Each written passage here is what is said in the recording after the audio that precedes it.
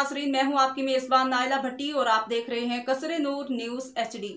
खबरों के सिलसिले को आगे बढ़ाते हुए नजर डालते हैं आज की ताज़ा तरीन अपडेट्स पर।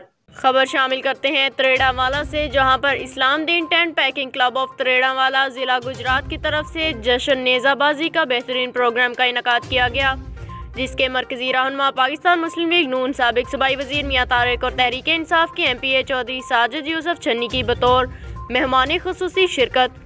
ग्राउंड में पहुंचने पर ढोल की थाप पर फूलों की पत्तियां निछावर की गईं और घोड़ा डांस भी किया गया। करेंसी नोट भी निछावर किए गए। चौकी इंचार्ज डिंगा अहमद हसन, बाउ शाहद अफजल, मिर्जा शाहद अली और मियां कामरान खादिम भी हमराह थे। दोनों मेहमान खुसूसी अपने पूरे पैनल के साथ तशरीफ लेकर गए। Report Adnan Chaudhary, bureau chief Kasre Noor news HD Gujarat. अब तक के लिए इतना ही। मज़ीद खबरों और अपडेट्स के लिए देखते रहिए कसरे नूर न्यूज़ HD।